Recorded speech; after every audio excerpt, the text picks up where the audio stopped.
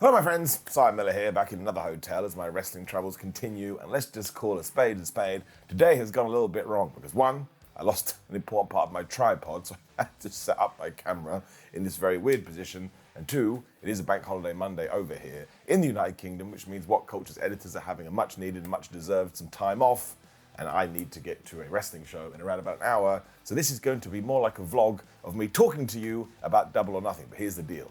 I do not miss ups and downs episode, which is probably a good or a bad thing. But just sit back like I'm doing now. I'm gonna have to sit down where the camera is, and we'll talk about it together, and we'll just have a good time. Sound good? Great. Let's up those down. But Will Osprey versus Roderick Strong for the international title did indeed kick off this pay-per-view, and it was flubbing ridiculous. I mean, they just went crazy as soon as the bell did sound, and when Mike Bennett and Matt Taven got involved, oh my gosh, they tried to get William, and he landed right on his head, and you could tell that everyone was a bit worried here, because we kind of stopped like a Tyrannosaurus Rex had entered the building, but thankfully I think he was going to be okay. And obviously, if he wasn't, how the hell did he still pull off such an amazing match? Strong then did take over for a little while, as you would expect when they got into the chops. We got one of the most ridiculous things of the evening.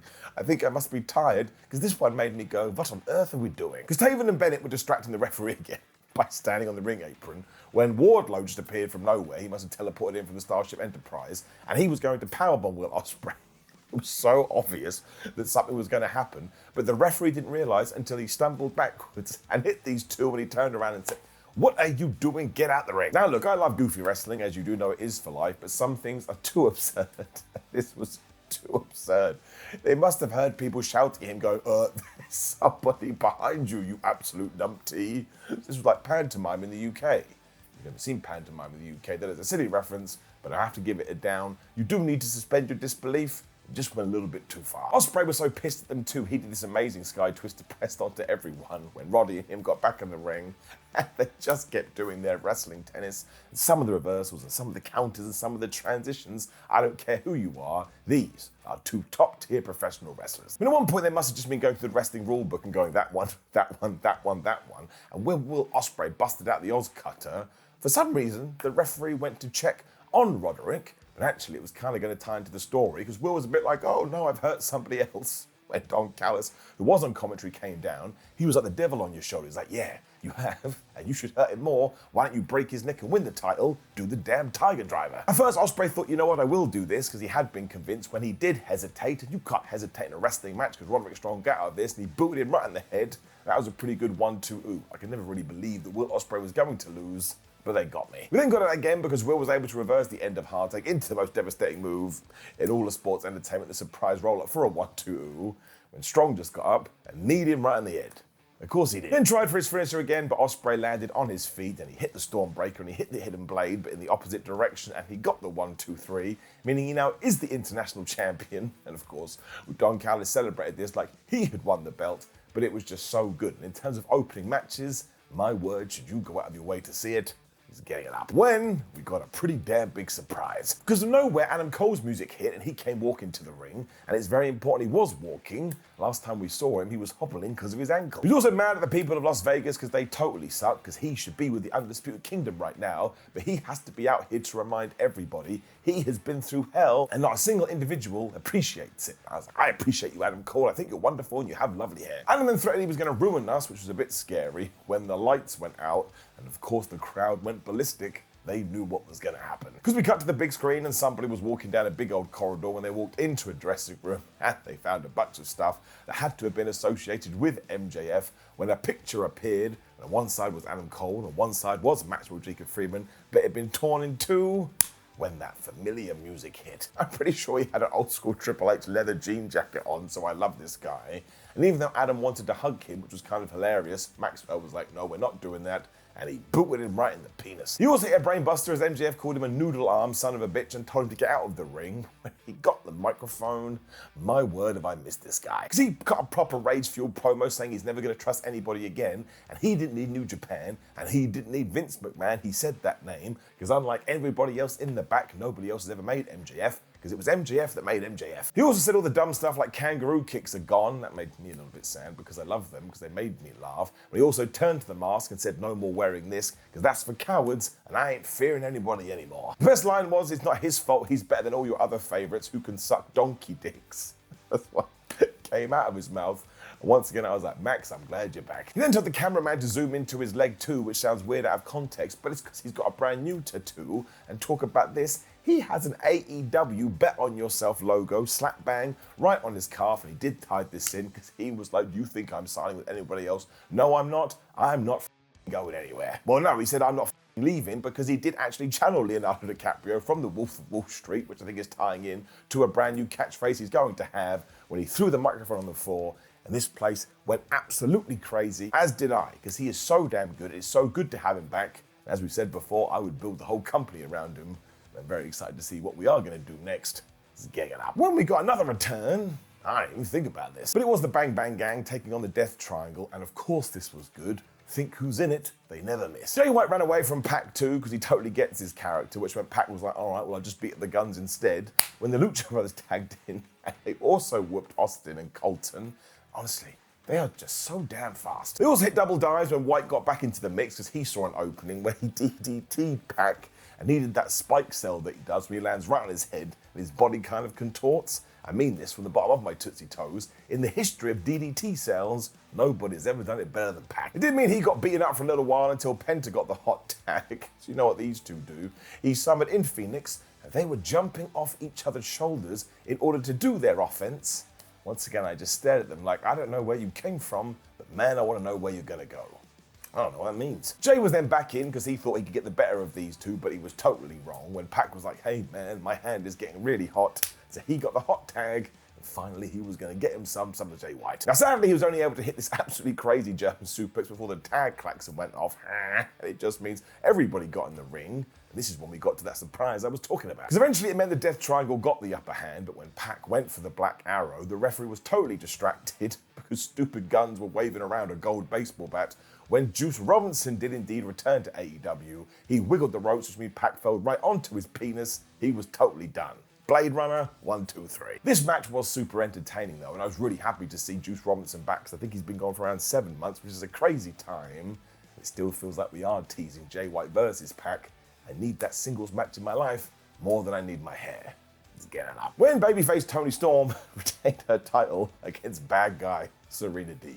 I'm just gonna leave it over there now, but going forward, let's just make her a good guy. With that said though, this is one of the best technical women's wrestling matches I have seen in AEW, because they were doing all of these holds, and this Serena Deeb, you could have her in any kind of maneuver and she would find a way to get out of it and apply a submission. She did get hit with the hip attack on the outside, but she got right back in and started smashing out net breakers because she wanted to break some necks. But she also put Toni in a flipping octopus hold. This is when Luther on the outside going, we must cheer for Toni Storm. That kind of goes to show you what side she's on. I think Storm broke that by biting the ropes as well, and it is these small things that made her so popular, when they just got back to striking each other in the face. They have very good chemistry science. He was then able to reverse a choke bomb into a choke of her own, which makes all the sense in the world, because if you can't breathe, you can't win a wrestling match. And yet she still ended up in a Toni Storm Texas clover leaf, but when she got out of that, I've said it once, I'll say it twice, it was back to the punching. We also had more neck breakers, because again, we wanted to break those necks when Toni went for the sweet cheek music, but Serena Deeb got out of the way, and she applied a single crab. She definitely wasn't doing this. I don't know what this is. This is when Mariah May got so worried she was going to throw in the towel, which of course ties into what Toni Storm was going to do for her a few weeks ago, when Luther grabbed it and he was like, are you out of your mind? The timeless one is definitely going to win. Now he was right, because Storm was able to get out of this, but when she rolled to the outside and headbutted Serena Deeb, she saw Luther with the towel and she was like, you bastard. You were going to quit on my behalf? So we continue to plant seeds in that story. She then hit a German suplex onto Deeb, but Serena flipped her off, so Toni was like, oh yeah, and she got the Storm Zero, but that was only a 1-2, ooh, that's a pretty good near fall. She was then going to do something on the ring apron, which is the hardest part of the ring, but her knee gave out, so Serena hit the Deeb Tox out there. She rolled her back into the ring, she hit another Deeb Tox. Once again, I totally thought this was going to be the finish, 1-2. As all wrestlers seem to do in 2024, she then decided she was going to use the ropes, and this always goes bad, and I was right once again, because Toni Storm was able to hit a Storm Zero Avalanche edition, and she got the 1-2-3, and still is still the champion. But seriously, this was really, really good.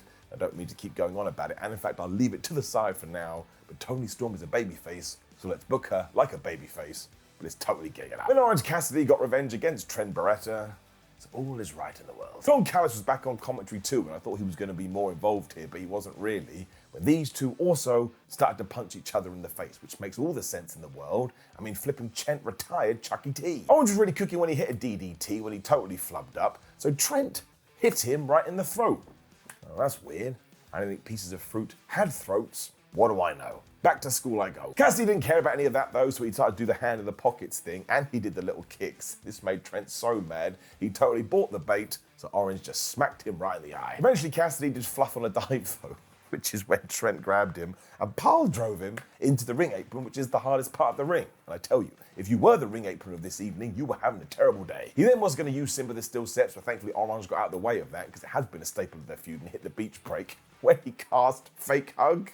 I don't think Trent bought this, but he still got hit with the Michinoku driver 1-2-0. It was then counter time because they used to be best friends, so they know each other's moves so well. But when Trent started to go, hugs are stupid, Orange were like, no, they're not, and he was able to hit the beach break again. He then went for the orange punch, he totally missed, Trent was going to go for the go-go platter, and Cassidy was like, I know what to do here, and he hit the most devastating move.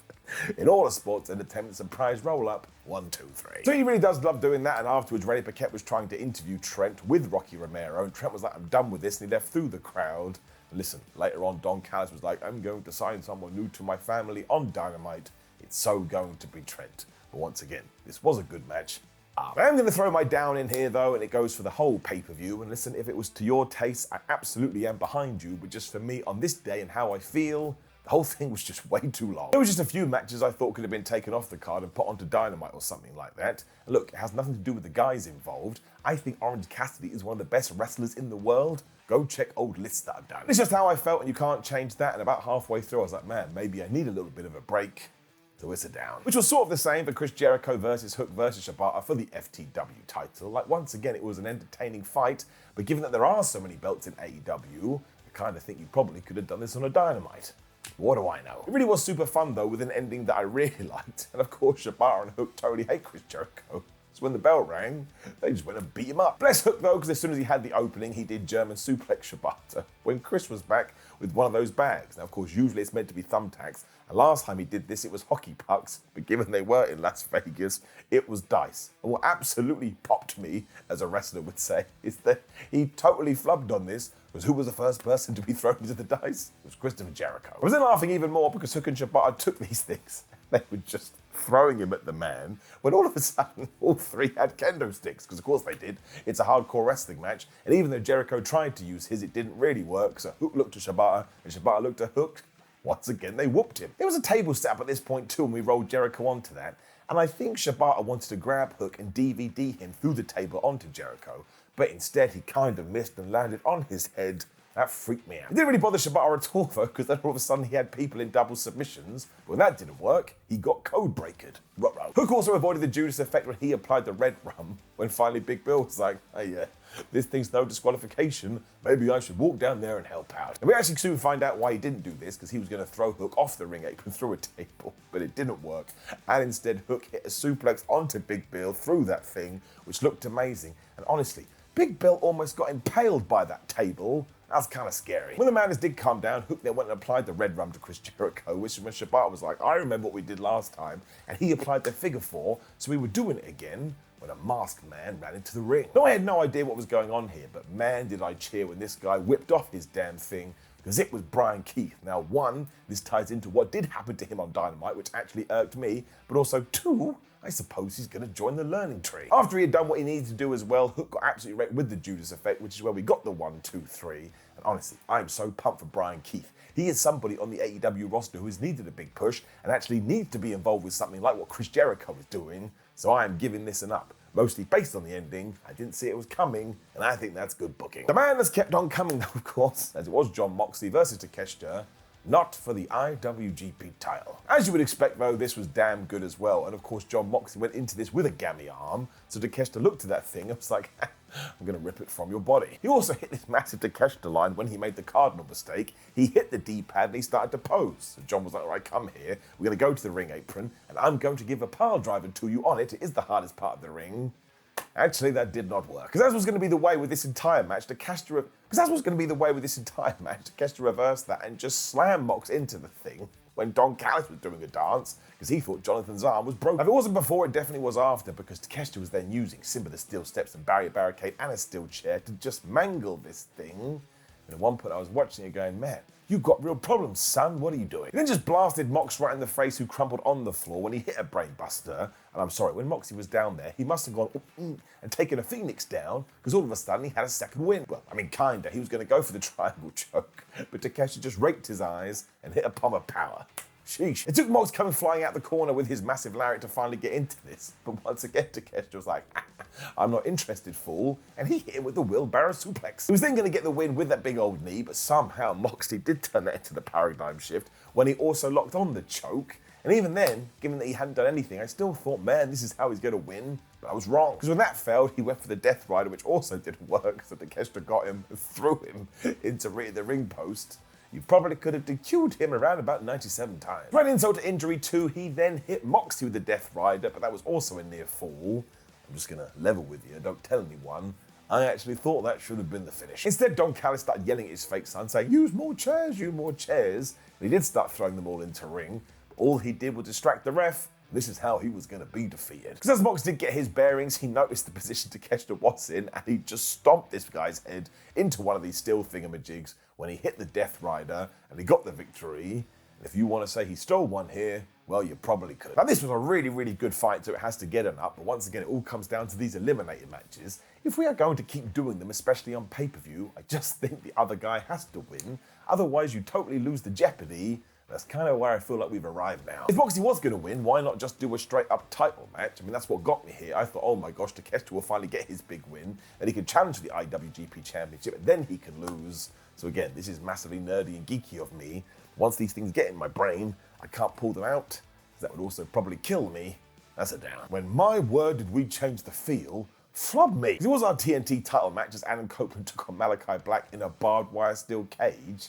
If you want to come in here right now and say this is one of the most violent matches in AEW history, I'd probably agree with you. Copeland came out to Slayer too as he did his Brood entrance, so I was instantly happy when these guys had chairs and they got involved in a lightsaber battle. Not that it mattered. Eventually Adam got some of this barbed wire and he just rubbed it into Malachi Black's face. Surprise, surprise, he started to bleed. Copeland was then going to hit the spear, but it was way too early, so guess what happened? That's right.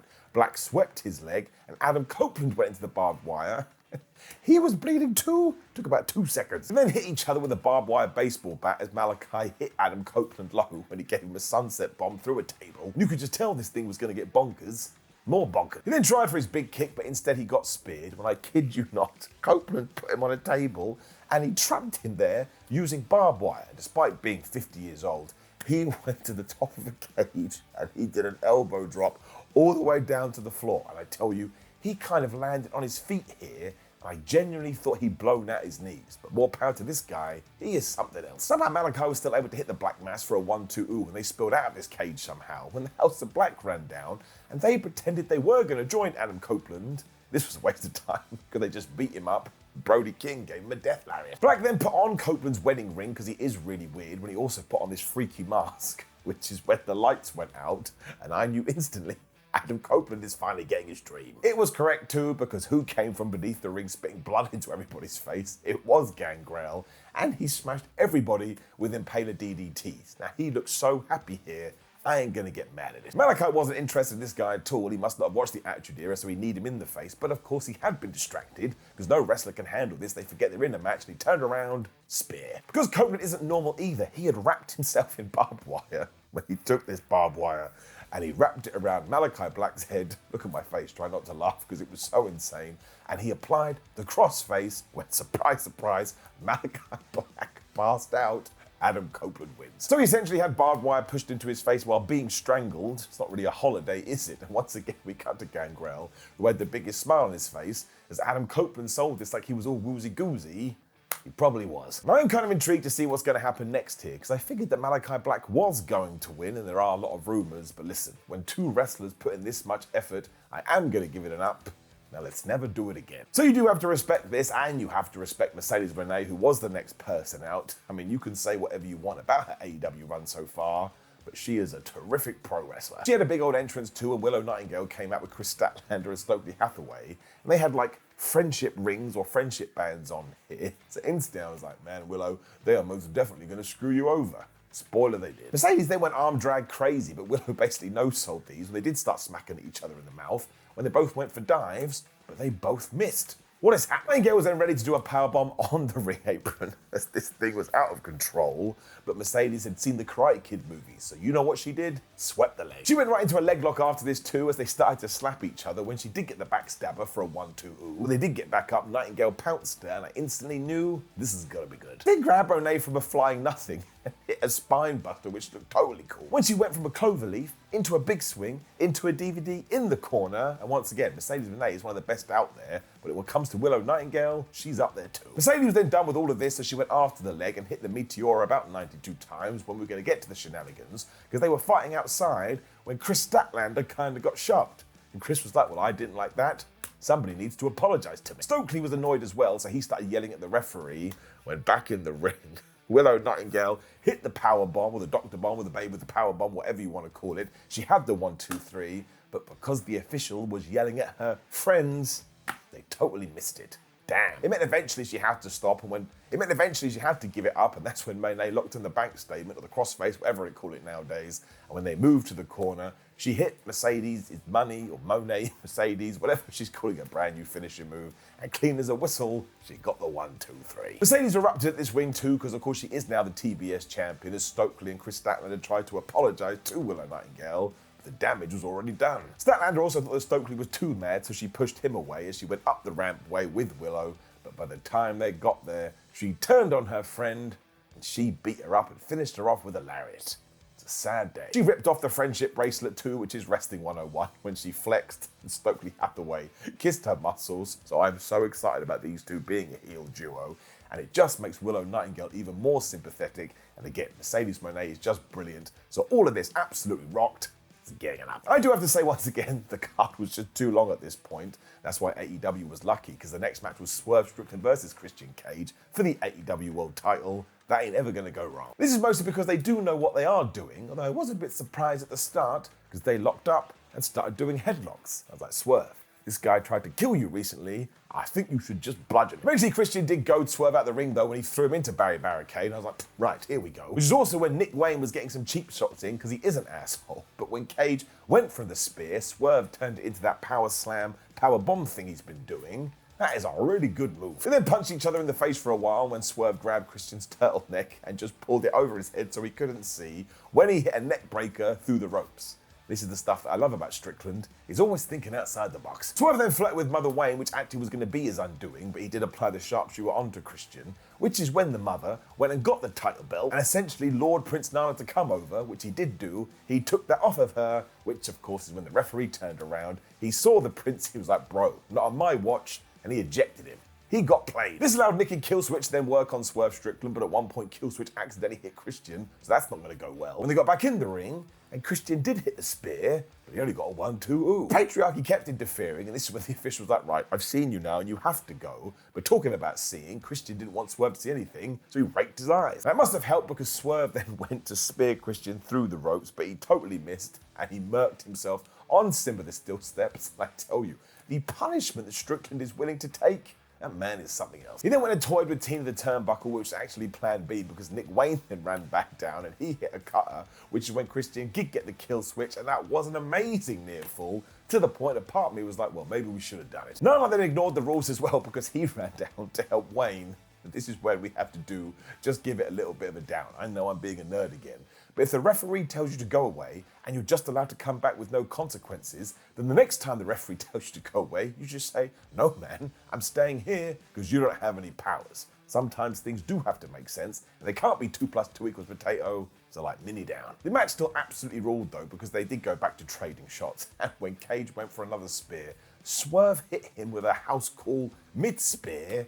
That looked absolutely brilliant. It was also the setup for the finish because you were able to hit the stomp and a proper house call to get the 1-2-3. So Swerve Strickland is still your world champ. And as I thought, having Christian as his first opponent was a really good idea, but now he probably does need a proper feud. But either way, when we got to our main event, which was Anarchy in the Arena, And I think everybody sat down and just went, you know what? What didn't we do last time? Let's just do that. We also made sure to have fun with the music too, which has become a tradition. At one point, the Young Bucks got on the mic and were like, can you turn Darby Allin's music off? It sucks. Play ours instead. They probably shouldn't have done this though, because when Allen made his way to the ring, he had a mask with thumbtacks in it. I wouldn't annoy that guy. Bryan Danielson then jumped the Elite and he too got on the microphone and was like, play the best song ever, thank you very much. When the final countdown started to play, I was just laughing, man. This is so much fun. The Elite and Team AEW then did start fighting as Dax got a beer bottle and just smashed it over Matthew's head when Darby Allin was doing coffin drops off of balconies. Now look, I don't even think he knew if his opponents were there. He was just going to do it anyway because why not? Matthew was also screaming at the cameraman to turn off the final countdown because it costs us $200,000 every time they do play it, when Okada just had a road sign with his name on it. Honestly, we have to do Anarchy in the Arena every year and we always have to keep it like this. It genuinely entertains me. Darby Allin was then trying to drown Jack Perry, so if I had a crown count, I'd actually put a 1 on it, when the Young Bucks hit a shatter machine onto Dax. I was like, that's his move. Bryan then got whammed in the head by Okada when he tried to do a dive, and that was horrible. When we cut to the outside, Jack Perry was driving this massive vehicle that had Scapegoat on it. He drove it into all of this wreckage as the commentators said, oh my gosh, I think Darby Allin is in that, which means for the second time in 2024, he just got hit by a bus. The Bucks were then taken out by FTR, but Okada didn't care about that because he just flipped off all the fans as he hit Cash Wheeler with a tombstone. And as I've told you before, heel Okada could be the best person ever. Darby then did come to the ring saying like he had been hit by a bus, and he still was able to hit a code red when the Young Bucks grabbed him and threw him into a bunch of chairs. I was like, Darby, how do you still work as a human being? He doesn't make any sense. That was funny right away because Matthew and Nicholas Jackson then put him in the elevator they used for the entrance and he just went down, and there's something comical about that. When they grabbed Bryan Danielson and they did a TK driver into one of the poker chips on the entranceway. This goes back to what I just said. What weren't we going to do? Nick Jackson was then jumping off the flipping entranceway through tables doing flips when we cut backstage once again. And Jack Perry saw Tony Khan. He was like, bro, you are coming with me. And they actually got the fear. Turns out it should have been Jack Perry that had the fear, because by the time he did walk out there, Darby was back with a flamethrower. I kid you not, he set Jack Perry on fire. Look at my face and try not to laugh. I'm being deadly serious. That's what he did, to the point Matt and Nick had to put him out with fire extinguishers. I then had a mini meltdown, pun totally intended, because we made our way back to the ring.